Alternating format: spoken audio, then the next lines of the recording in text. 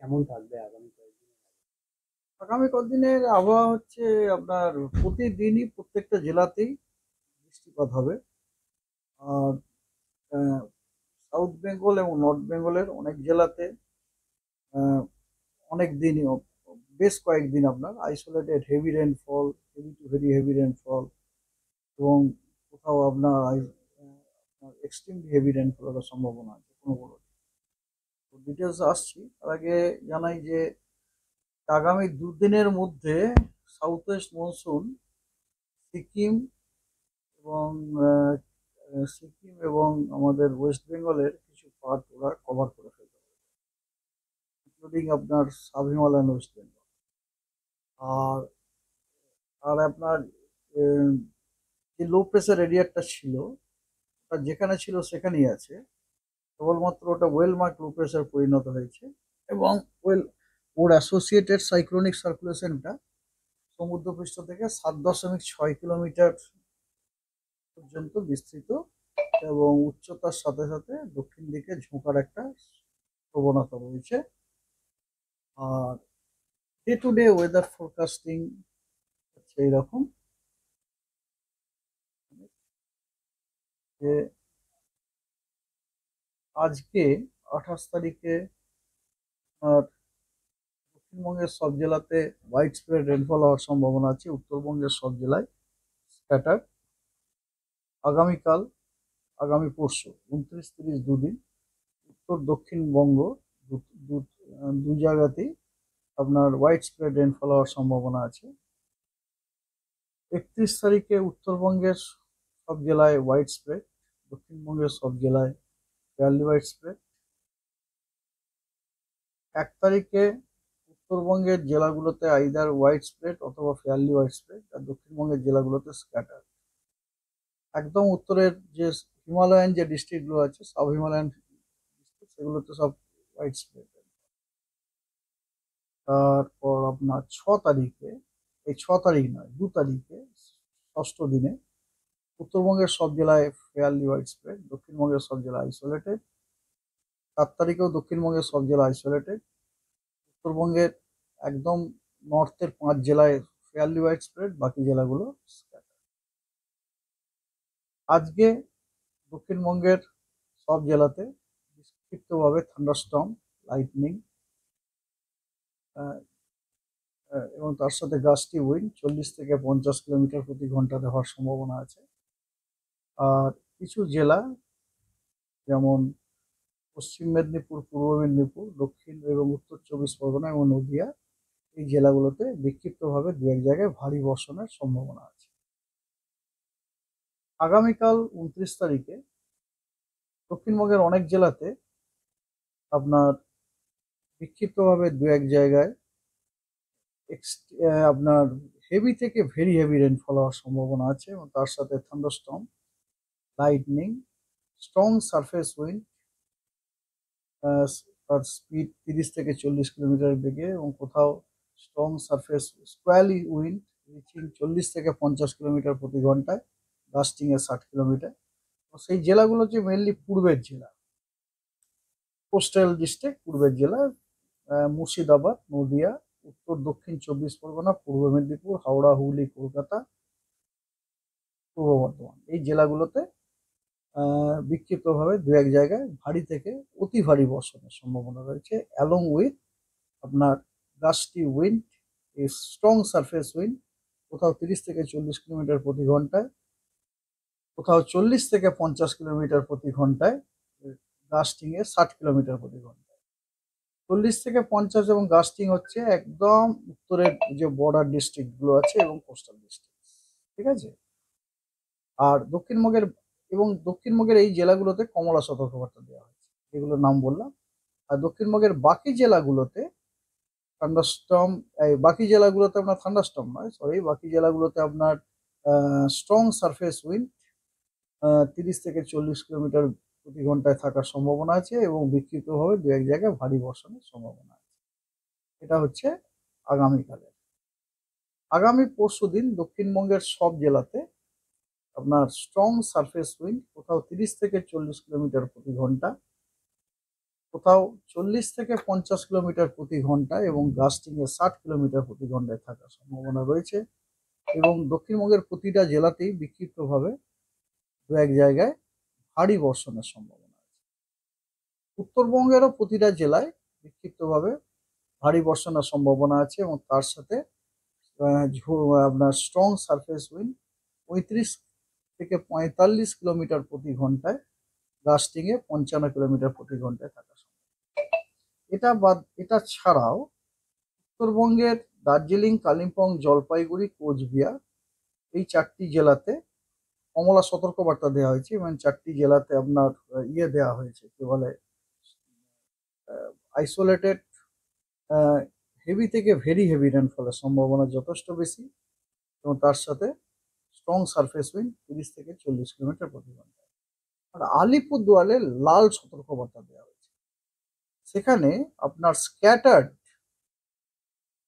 Heavy থেকে very heavy rainfall হওয়ার সম্ভাবনা আছে এবং তার সাথে আইসোলেটেড এক্সট্রিমলি হেভি রেনফল হওয়ার সম্ভাবনা আছে 30 তারিখ।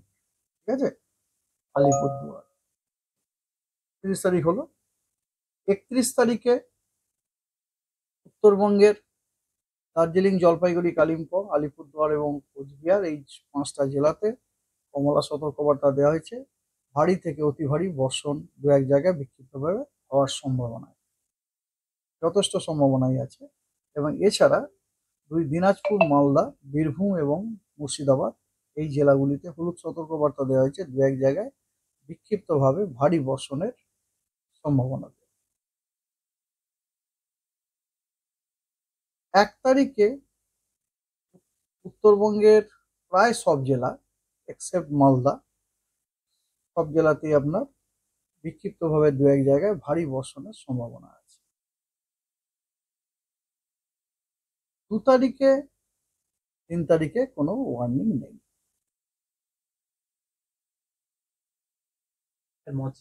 মৎস্যজীবীদের জন্য অবশ্যই সতর্কবার্তা আছে। তার কারণ হচ্ছে যে এই যে আপনাকে সিস্টেমের কথাটি বললাম, তার জন্য তো রেনফল আমি অলরেডি বললাম কোথায় কি হতে পারে, গাস্টি উইন্ডের কথাও বললাম। আর সি কন্ডিশনের হচ্ছে এইরকম, সি কন্ডিশন রাফ থেকে ভেরি রাফ থাকার সম্ভাবনা যথেষ্ট বেশি। কোথায় না, নর্থ এবং উত্তর এবং তার সংলগ্ন মধ্য বঙ্গোপসাগরে এবং along and off Orissa, Bangladesh, Paschimbanga coast during 28 থেকে 30 মে, 28 মে মানে আজ থেকে 30 মে পর্যন্ত আপনার উত্তর এবং সংলগ্ন মধ্য বঙ্গোপসাগর এবং উড়িষ্যা, পশ্চিমবঙ্গ, বাংলাদেশ কোস্ট বরাবর কোস্টে আপনার সি কন্ডিশন রাফ থেকে ভেরি রাফ হওয়ার সম্ভাবনা যথেষ্ট বেশি।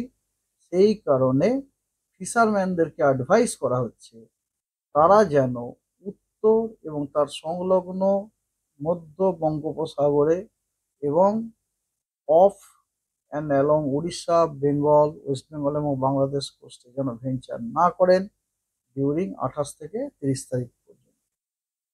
গতকাল তাদেরকে অ্যাডভাইস করা হয়েছিল যে গতকাল রাত্রের মধ্যে তারা যেন ফিরে আসেন যদি তা কেউ দিয়ে থাকে। এবং কথা হচ্ছে এই যে হেভি রেনফল এবং স্কোয়ালি উইন্ড আছে, তার অনেক ইম্প্যাক্ট আছে। সেই ইম্প্যাক্টগুলো কি কি? সেই ইম্প্যাক্টগুলো হচ্ছে গাছের ডাল ভেঙে যাওয়া, তারপরে ছোট ছোট গাছ যেমন কলা, পেঁপে, ডাঁটা মানে সজনে ডাঁটা, এই গাছগুলো উপড়ে যেতে পারে।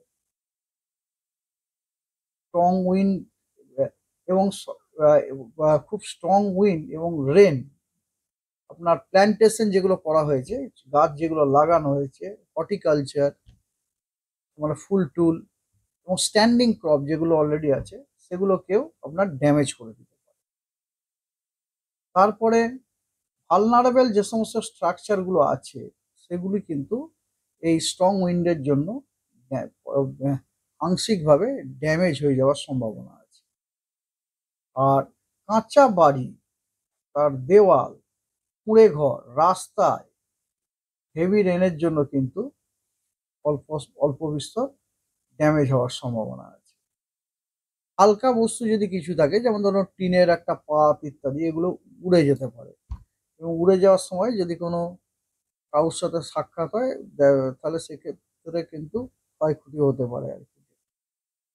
অনশোর এবং অফশোর অপারেশন এফেক্টেড হয়ে যেতে পারে। ছোট জাহাজ, ছোট শিপ, ট্রলার, ছোট নৌকো, এগুলো এফেক্টেড হয়ে যেতে পারে। তারপরে আপনার আহ, রাস্তা, রেল ট্রাফিকও এফেক্টেড হয়ে যেতে পারে ডিউ টু হেভি রেন এবং স্কোয়ালি উইন্ডের জন্য। আচ্ছা, localised landslide, মার্ডস্লাইড, ল্যান্ডস্লিপ, water logging, inundation এবং ফ্লাডিং হওয়ার সম্ভাবনা আছে লো লাইং এরিয়াগুলিতে। এবং প্রায়শই আপনার ভিজিবিলিটি লস হওয়ার সম্ভাবনা আছে হেভি রেনফলের জন্য। আর হেলিকপ্টার সার্ভিস কিন্তু এফেক্টেড হওয়ার সম্ভাবনা। এর জন্য যে কিছু অ্যাকশন সাজেস্ট করা হয়েছে, জনগণকে অনুরোধ করা হচ্ছে তারা যেন কনস্ট্যান্টলি যেন ওয়াচ করেন ওয়েদার কন্ডিশন, কখন ওয়েদার কন্ডিশন খারাপ হচ্ছে, কখন ভালো হচ্ছে, এবং অ্যাকর্ডিংলি তারা যেন রেডি থাকে সেফ জায়গাতে চলে যাওয়ার জন্য। তারপরে হচ্ছে টেক সেফ শেল্টার, নিরাপদ জায়গাতে থাকুন। গাছের তলায় দাঁড়াবেন না, কারণ ওখানে লাইটনিং হতে পারে। আর যদি লাইটনিং হওয়ার সম্ভাবনা থাকে, in case of expected light, যত ইলেকট্রিক যন্ত্রপাতি আছে, ইলেকট্রিক্যাল অ্যান্ড ইলেকট্রনিক অ্যাপ্লায়েন্স আছে, সেগুলোকে মেন সুইচ থেকে আনপ্লাগ করে দিতে হবে। ঠিক আছে? এবং ওয়াটার বডিস এর বাইরে থাকতে হবে, জলের সংস্পর্শে যেন না থাকা হয়। ঠিক আছে? জল এবং আরো অন্যান্য বস্তু যেগুলো মধ্যে দিয়ে ইলেকট্রিক পাস করে। ট্যুরিজম এবং রিক্রিয়েশনাল অ্যাক্টিভিটিস, সেগুলোকে যথেষ্টই নিয়ন্ত্রিত হতে হবে। এবং অনশোর এবং অফশোর যে অ্যাক্টিভিটি, সেগুলোকে বিচার বিবেচনা করে রেগুলেট করতে হবে। আর হেলিকপ্টার সার্ভিসকেও রেগুলেট